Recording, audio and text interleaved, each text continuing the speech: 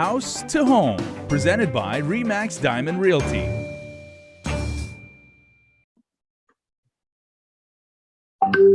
Okay, welcome back. This is House to Home. I hope you guys have your checklist.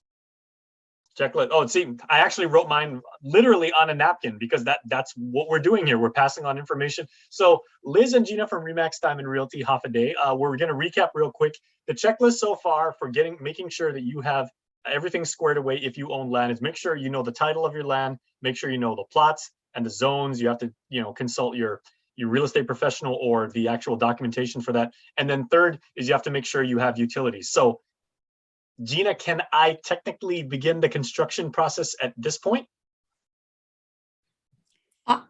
Technically, you could do anything, but I would say, yeah, you could start anywhere you want, but we promote the idea that if you're going to start construction, there's a part in the Bible that I'm going to paraphrase it, right? It says, if you're going to start something, make sure you could finish it.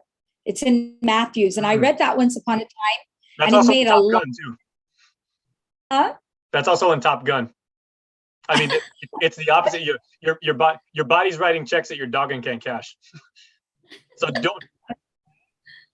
I just watched that show and that didn't hit me. So, but no, I'll pay attention next time. But anyway, if you're going to start something, make sure you can finish it. So for me, before I start any project, I want to sit down. Now I know I own the property. Now I know I could actually build a home on it.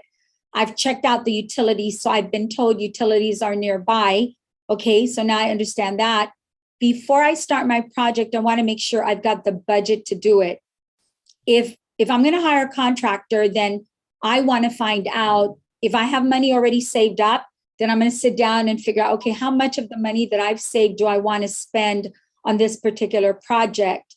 If I know I don't have enough saved up and I'm going to borrow from the bank, then that would be the next thing that I would do. So step number 4, what do they say? Show me the money. So step number 4. Another movie. Yeah. So if I'm going to borrow from the bank, that's what I'm going to do, is go to the bank and say, here, these are my debts and this is what I'm currently earning. Please tell me based on this what I'm able to borrow. I already own my own land. So what's going to happen is the bank's going to say, okay, if you own your own land and you don't have a lien on that land, so you're not paying somebody for it, we're going to use that as your down payment, right? Every time you borrow money from the bank, they require down payment. That's what the same holds true for buying a house or buying land. But since you already own the land, they're going to say that's your down payment. And then they're going to qualify you and they're going to give you a budget. Now I know based on this budget, this is how much I could spend. And then I need to sit down and figure out where am I going to spend it. Okay, Liz, is it that easy? Because I as we've done this series of shows the last couple of weeks, I really am enlightened to the fact that I really want to make sure that I cross all my T's and dot all my I's. So am I leaving anything to chance, or am I leaving anything out at this point? No, I as Gina puts it, the critical part is the money part. Show me the money.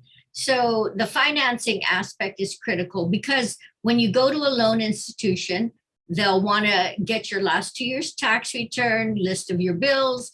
They'll also ask you for your last pay stubs because they want to verify. But, we've had people come to us even at that point and say, well, we qualify. But then when they do the credit check, they don't qualify. So the money aspect is important, because then they can budget of how big a home they can build. But they've got to be prepared to provide all that documentation to the bank to get the idea of their budget. So once they have their budget, then they can get in touch with a contractor and say, well, how much of a structure can I build with this budget? Because, they charge per square foot, and then they add on top of it if you want a carport. Remember also, you either connect to the sewer, there are fees associated with that, and then there are fees associated with building a septic tank if sewer isn't in the area. But at the bank, to go through the permitting process, it takes about 3 to 4 months. I mean, I'm building another project right now, and just the architect's time alone it's been, I mean, 2 or 3 months just to get through that process. So if they're working with a contractor, the planning, the design, when they go to the bank to finance, they need all those, you know, the house plans and everything, and something stamped by a contractor. So the contractor, based on your budget, can tell you, can I afford to build a 1-bedroom, a 2-bedroom, or a 3-bedroom house? So it is critical that you know how much you have to spend for him to, for the contractor to calculate what that construction process will cost. But again, remember, when you go to the contractor, it'll take a number of months for them to put the plans together based on your specifications and based on your budget. Okay, now what happens? You guys know me and coming up with hypotheticals, right? Gina, what happens if I decide and you know my budgeting queens, basically the two of you, figure out that my budget only allows me to build a 3-bedroom home on a decent sized plot of land. You know, there isn't anything wrong with the land. I'm not on top of, you know, some weird environmental thing. It's like the land is good. And then after construction begins, or I'm approved for the loan, I come upon an inheritance, or I win the lottery, or I start dating a super rich person and she just decides to give me half because she's incredibly generous like that. You know, am I able to make modifications or amendments to the kind of, and now I decide I want to build a 3-story house that's got 6 bedrooms. That's not hypothetical. You're now in the realm of dreamland. Oh boy. Okay.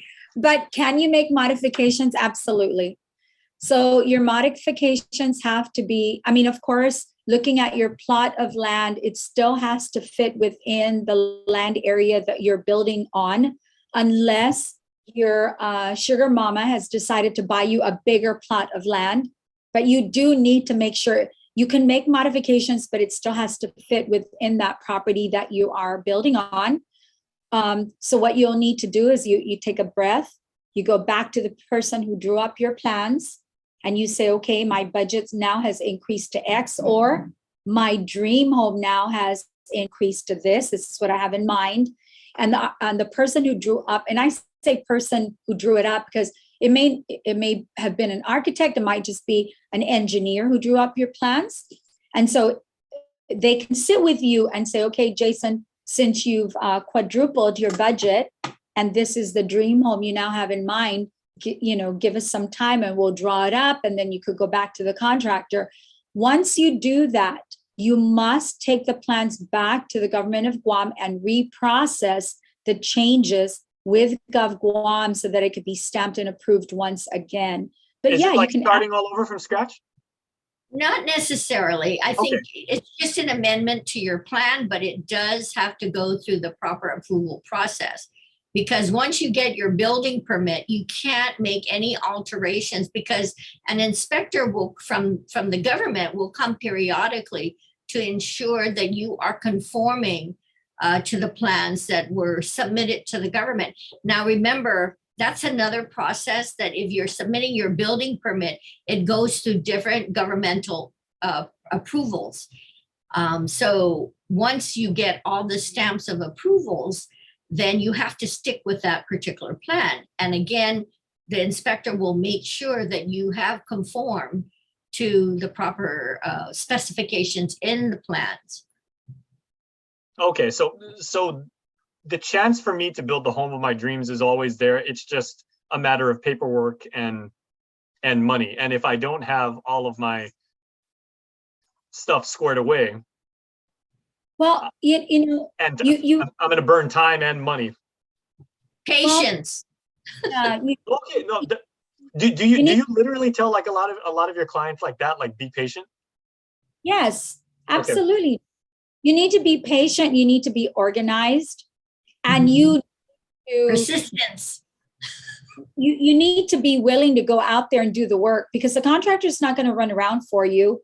And here's the deal: when you go to GWA and GPA and you ask about the utilities, they're going to say, yes, I mean, usually they say, yes, you can hook up, but they don't tell you what the cost is going to be. And the bank does not finance utilities. They do not finance easements. So if you need to open the road or if you need to bring in water or power, the government, I mean, your loan will not pay for those items.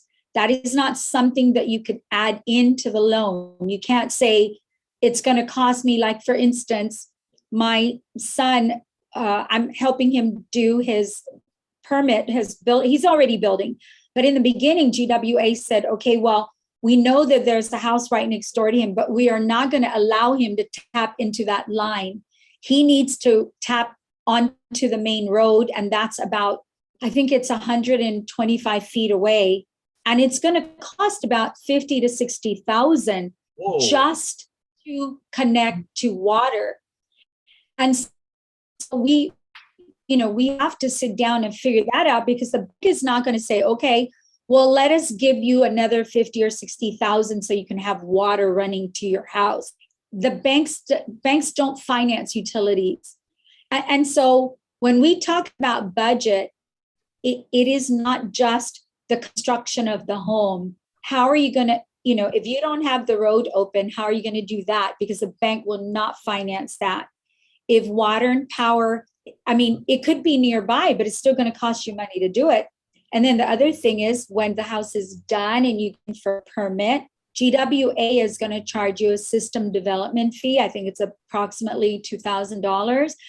It's almost $2,800. And that's not the meter. That's you paying GWA so you can become part of their grid. It's called system development. Those things do not come from the bank. They come from you. Okay, so what I'm learning away from this is, as our very own Liz Dueñas so beautifully said, is patience. And you guys are going to have to be patient to see what the next installment of checklist is growing. And make sure you are checking off all the boxes, because I'm learning a lot, and I hope you guys are learning a lot. So Liz and Gina, thank you as always. This is actually most informative, and this is a lot of fun too. Stay tuned next time. Now I got to be patient for 7 straight days. Thank you guys. Okay, we'll see you guys next week. Bye-bye. Bye. Thank you, Jace.